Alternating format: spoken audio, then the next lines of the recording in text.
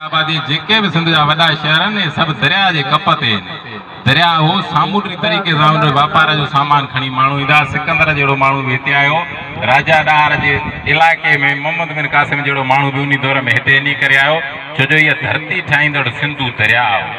असां जंहिं पंहिंजे ॿोलीअ में खिलंदा आहियूं न, इहा बि हिन दरिया जी ठहियल ॿोली आहे।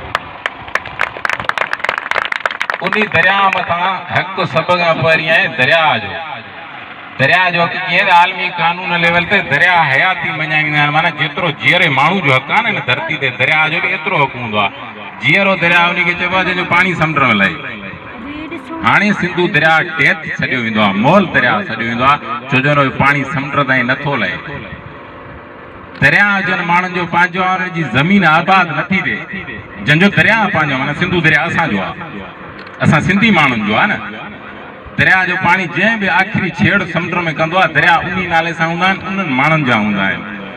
ऐं उहो असां हिननि सभिनि जो असांजे बचनि में माना साइंसी रिपोर्ट आहे त माण्हू जे जिस्म में 75% पाणी हूंदो आहे, अखि में 95% पाणी हूंदो आहे। जेको असांजे जिस्म में पाणी आहे इहो हिन सिंधु दरिया जो आहे, जेको असां शाखुनि नलकनि मां पीअंदा, जेको असांजे वजूद में आहे, जेको असांजे DNA में आहे।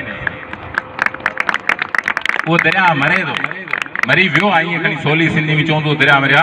उन दरिया ते अलाए केतिरा केनाल डेम ठही विया आहिनि। असां सिंधी माण्हू आवांदो असांजो केरु भॼंदो या केॾे तकड़ में ॿारियूं मुंहिंजूं पोइते अॻियां कंहिं गंढोरी भरायूं, कुआड़ियूं भेण बसि केस बि दाख़िल कराइबुसि, थाणे ते वेठियल बुसि, नवाबरी वेठियल बुसि, वाह हिन ज़ोरी गंढोरी बि भरायो आहे। पर हे जेके दरिया ते ज़ोरी डेम था ठाहिनि, हिननि खे केरु चवंदो? असां पाड़े पंहिंजे जे दुश्मनी असांजी पाड़े ताईं रही आहे, वधि में वधि शहर ताईं, छो जो असांजो राब्तो आहे न हिक ॿिए सां। दादू माण्हू सां असां कंबराए माण्हू कोन विढ़ंदासीं, छो जो ॾिसो ई कोन था, मिलो ई कोन था न।